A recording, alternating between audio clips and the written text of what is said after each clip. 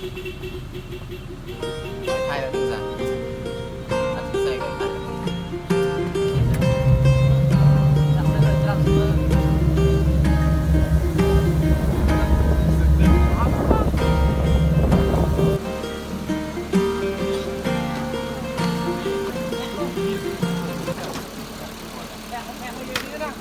ตอนนี้เขาก็กำลังสิขึ้นไปภูยาคาเนาะใช้เวลาอยู่7-8 ชั่วโมงเนาะแต่ว่าในการเดินทางครั้งนี้เขาสิไปบุกเบิกทางเลยเนาะแล้วก็ระยะทางมันก็อยากลำบากนิดนึงระยะทางมันก็อยากไกลนิดนึงในการเดินทางครั้งนี้เนาะมันก็อยากสิลำบากนิดนึงเนาะเพราะว่ามันเป็น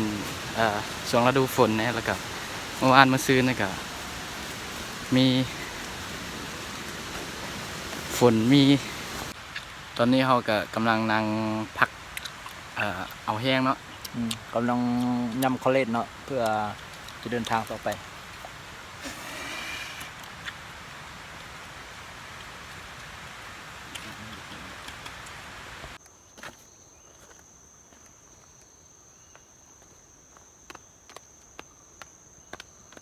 ตอนนี้เขาก็ได้พักเป็นครั้งที่2แล้วเบิ่งสภาพ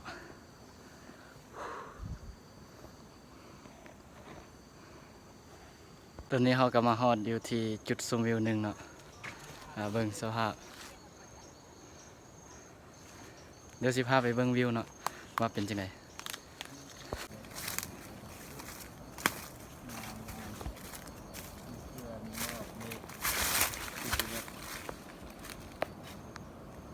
งามเลยมันกับต้นเปกเนาะต้นเปกโอ้ยเขียวสดๆงดงาม จุดนั้นก็จะเป็นวิวนะ ซุนทัวเนาะแล้วก็จุดลูมันก็จะเป็นรีสอร์ทของน้ำกัดยาลาปาฝั่งตรงนั้นจะเป็นทุ่งนาเดี๋ยวพาไปต้นไม้แปลกเนาะจุดชมวิวภูยาคาเฮลโลไม้แปลก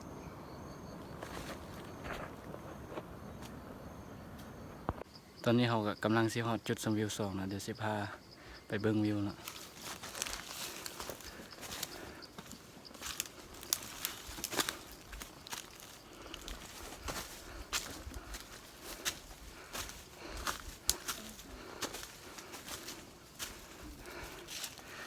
การเดินทางมันก็ยากๆนิดนึงเนาะเพราะว่าเมื่อวานเมื่อคืนนี้ฝนตกหากระเซ้าได้2 มื้อเนาะหลังจากที่เกิดมีบางบ่อนกับน้ำท่วม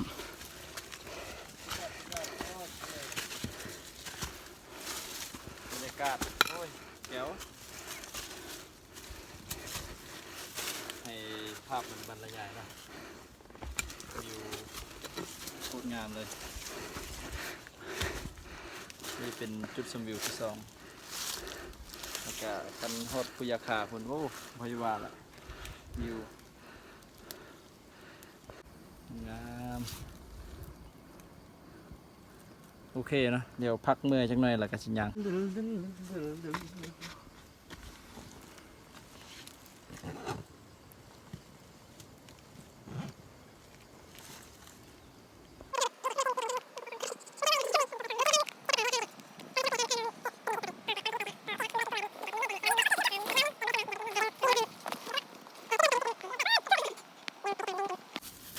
จานเพชรก็กำลังไปแล้วเนาะตอนนี้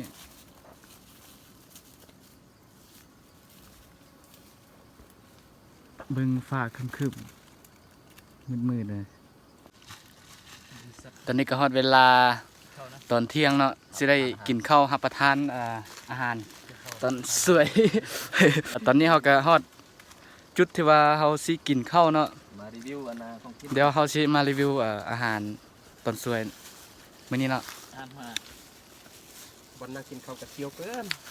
เบิ่งแต่บอลกินข้าวก็พูดมีการดึงสุดๆก็จะพักดีกินพร้อมสมวิวพร้อมปรุงตำปรุงก่อนที่ไปโตเนาะก็แบะนิดนึงเนาะเพื่อรับประทานอาหารเที่ยงเปื่อยมีแห้งนิดนึงเนาะทีมงานเนาะของกินก็มีมะยุ เราดอง ดองอ่อง ตัวโตนะตัวโตแซ่บเด้อแซ่บเด้อเกือบจะเราดองอ๋อคือเนี่ยเราลัดเราชื่ออะไรสิฮะเราชื่ออะไรนอนรถขึ้นมาดูสิ เออจะกินอันนั้นสิ ขึ้นนี่ยังเหรอ เดี๋ยวย่างจะตัดคลิปเนาะบุกเรื่องยกโคฟัดมันตัดไปห้อยยังไม่เพื่อนซี่ด้วยนะฮะ สมุกเป็นทีเท่า có lọt trong sàn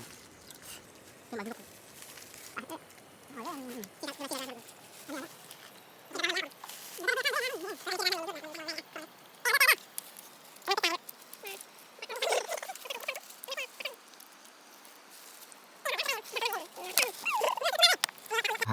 สำหรับ นั่นนี่กันปลาตะกี้การหลักงา การ ยื เดิ น น หมด ทาง ได้ นี่เนาะ เอ็มทีมเลย 3 วัน2 คืนเออ เอ๊ะเรื่อง มีอะไรมาครับมาทำขึ้นเหมือนจะได้ เอามารีวิวนะเจ้าของอันเหล้าดองอันอ่อง สำนีกะแซ่บไล่เนาะอันกระ จะ ป๋อ ลอง งปลา รสชาติของเมตอต่อล่วงแล้วตัวนี้เนี่ย ต่อล่วง เนาะ ต่อบ้านโอ้ยปลา เอาฟ้ามาดูจะเย็นมัน ตัดเหมือเลย เบิ่งน้ำมันแม่ผมจากน้ำใสกลายเป็นน้ำคุณมา เดี๋ยวลาก ลุย นี่อาราวีวีรเกตกระเทศกันเนี่ยโอ้ขัดเอื้อกนะระดับหนึ่งกัน โอ้สีจอก ผมว่าเดี๋ยวเอื้อกให้มีกี่เบือนเบาะวันนี้สิงอาอ่องนี่ ไม่กันทั้งมึงห้า สั่งปิ้ง จะ มา ให้ปองปากปองเดือด สั่งอันมาเบอร์บอลของสุด เราแต่งปิ้งมาแน่ทีนี้รำเนี่ย แซ่บ แกลด แกลดปลากระป๋อง แกลดบ้าง บุ้ย เวียกวัดหอยไงงับอย่างงี้จัดจีสี่ร้อยเด้อ ไม่ได้บุ้นบุ้นตัวพึ่งอ่ะ มายอดกับนิดรอละสบัง มาเบิ่งในการแพ็คเครื่องสิไปเวียง ภาระของเขามีอย่างแดเนาะอ้าว ไผเอาลักมีมาใส่นี่ เขาใส่ไหม น้ำดื่ม น้ำดื่มนี่จัก หนึ ตุก ง จักตุก ตุก ใส่ เบิ่งเนาะเป็น เป็นจัก เบิ่งดู จักลิตรเบิ่งโอ้ลิตรครึ่ง ลิตรเครื่องว่ะ อืม โอ้แล้วก็อีก3ตุกเนาะ แล้วก็อีก ใส่ 3 ตุกหนึงไผกิน ชิวๆทำได้ชิว แล้วก็ระยะเนาะ ๆแล้วก็อันเป้เนาะแล้วก็อันสิ่งสำคัญก็คืออันตลอยแล่นะ โอ้ยแล้วก็ข้าวสารแล้วก็แว็ก2 เทียนเนาะอันนี้สำหรับซอยพริก อันนั้นเอาไปปาดเนาะ พริก อันนั้น อันนี้มัน เอาใส่เทียมด้วย ไปซอยผักเทียมแล้วก็นี่มากล้วยปลาเนาะเก็บได้เมื่อกี้นี่เนาะเก็บสดๆร้อนๆเลย โอ้อยากออกควันเนี่ยไหมตัวด่วนๆเลยควันเอาทั้งนี้เนี่ย สำหรับ นี่อันนี้ก็ออกควันเลยด้วยเนี่ย ข้าวสารเนาะข้าวเจ้า ข้าวเจ้าเนาะแต่ว่าตอนนี้ยังเป็นเจ้าเท่านั้น เขาสิไปนอนอยู่2 คืนแล้วก็3 วันเนาะ แบ่ มื้อนี้งเป็นมื้อทำอิฐ อันนี้เฉพาะว่าอันข้าวเจ้าเลยนะ 4 คน 4 คนเบิ่งนี่เด้อพี่น้องเด้อ4 คน กินคนละน้อยเนาะ จิปันกินคนละ47 เม็ดต่อครับ โดยรวมประมาณแบบอย่างนี้นะ ก็มีแต่ซ้ำนี่แหละ ผู้พาหินก็มาแล้วจัน ขอขอบใจ จันมันเกิดอุดม11เดือนเรียนกัน โอ้ฟังเมืองนั้นกับฝนตกแล้วเนาะตอนนี้ อยากได้ปลุกลีหาปริมา เบิ่งฝนตกแล้วทางผู้อยากคาเนาะตอนนั้นเนาะ กับปลุกเยอะได้ โอ้แบบบ่เห็นอหย่างเลย ออกมันออกเอียบ ฟังเบิ่งนี่ก็ยัง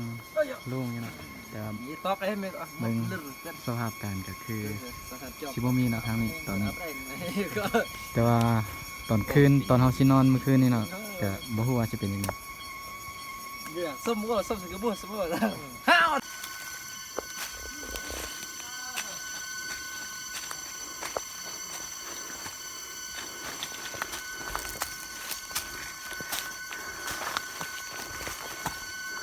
โยมอสลิมขึ้นภูแล้วตักเพื่อหัวทีของตัว เขากันแนมเห็นผู้อยากคาแล้วเนาะ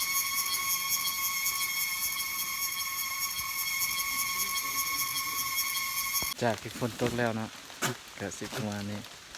นี่เอาสังโฆษนี่ดี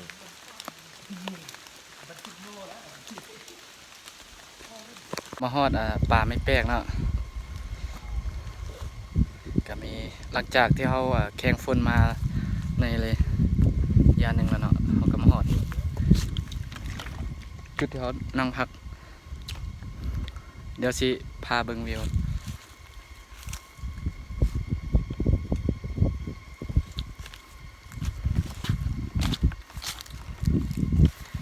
เมื่อกี้ตากฝนเนาะเป็น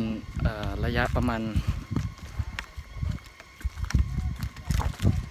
30-40 นาทีนี่แหละฝนบังแห้ง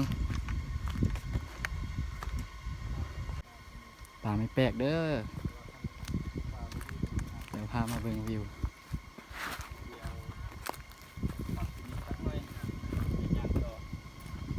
เครื่องมาซอดขี้หรือว่าซอดอะไรบรรยากาศหาใส่บไรเดอร์เนี่ยนะ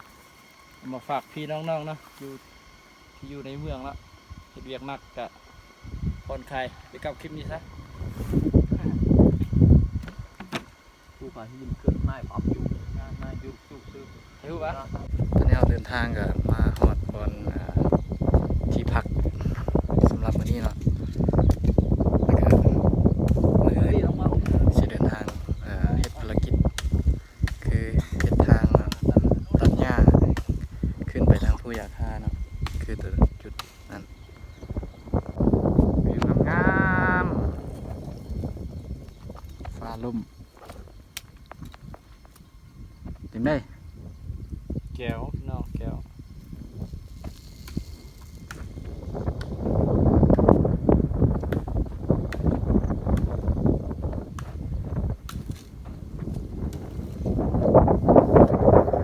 ในขณะนี้เวลาก็5:37 นาทีแล้วก็เป็นช่วงแรงๆเนาะบรรยากาศลมโซยมามาเบิ่ง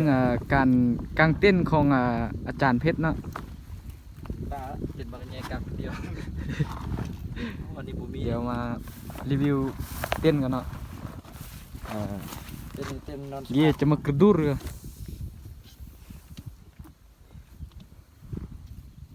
อันนี้ก็จะเป็นหลังคาเนาะตัวนี้จะเป็นแพคืนนี้เราก็จะได้นอนในนี่แหละ โอ้รีวิวขักรีวิวแน่ครับพระเอกกากเต้นเลยนอนนอกโอ้หนัก โอ้ น่าสาหัสกากเต้นนอนนอก อันนี้ก็จะเป็นตัวปักลงดินนี่เนาะ ซ่อนเด็กนี่ซ่อนเลย สำหรับเมื่อกี้เขาก็ได้ไปตัดหญ้าเฮ็ดทางสิขึ้นไปภูยาคาเนาะเดี๋ยว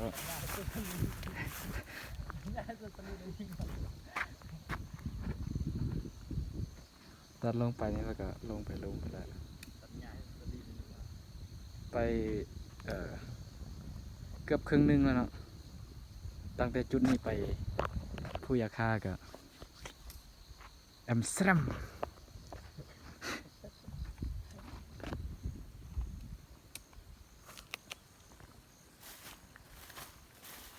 เป็นยังได้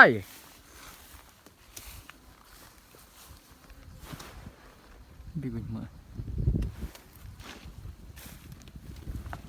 ความพยายามสุดยอดกางเต้นผู้เดียว เต้นอัน Family เนาะ บ่เป็นอันไม่เต้นนะ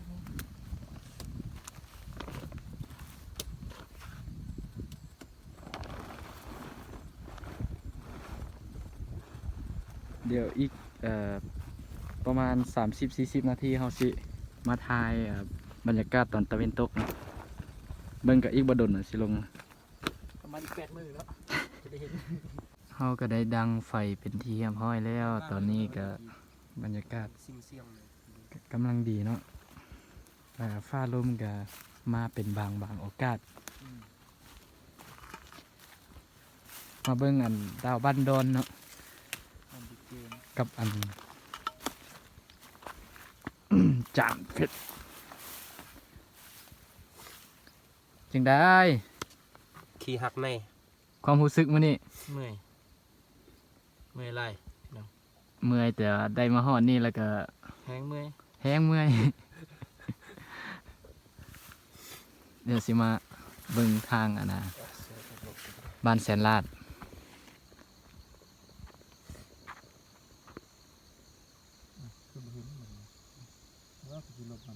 ทางเบื้องนี้ก็เป็นบ้านแสนลาดกับหัวน้ำบากนะวิทย์น้อยภูตัวนี้แหละ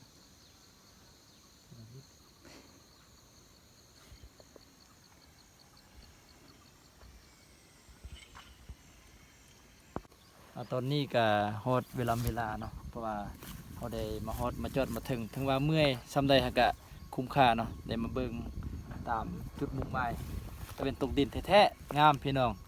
โอ้โดนเติบสิได้เฮ็ดแบบนี้น้องอันอยู่ในเมืองก็ซอกยากแล้วบัดนี้นะทั้งอากาศทั้งบรรยากาศบรรยายบ่หมดมีแต่ให้ภาพมันบรรยายเอาเด้อมีแต่ภาพงามหลาย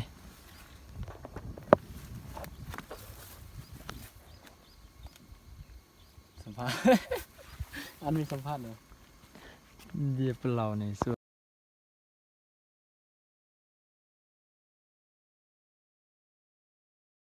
2 3 4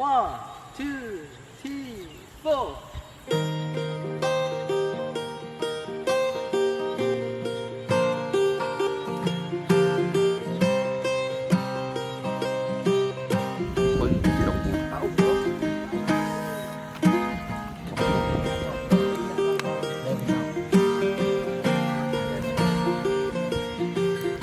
อยู่ใส่เลย ผู้ยาคา โอ้บรรยากาศอย่างสิเหมาะเจาะเด้คุณน่ะ เอ๊ะเกินนี่ปัดอีกกูปุ่นดีมาเพราะคุยจะนี่เรื่องไปมา ดองจักมือกะ ซีมือ 4 มื้อ รสชาติเป็นจังได หวานแล้วก็ ปลุก ปลุกหน่อยนึง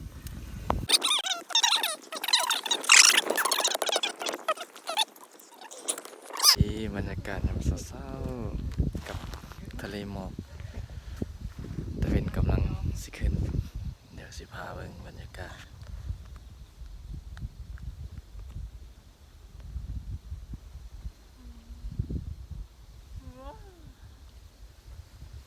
ฝั่งเมืองนี้จะเป็นบ้านเซนาเนาะหรือฝั่งเมืองนี้จะเป็นเมืองไซ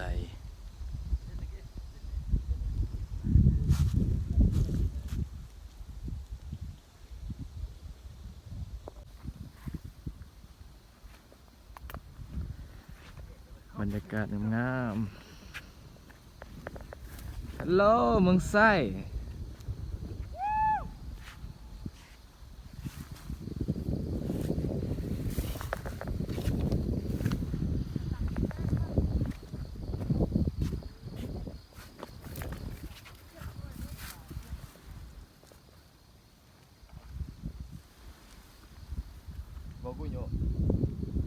เงินเนาะ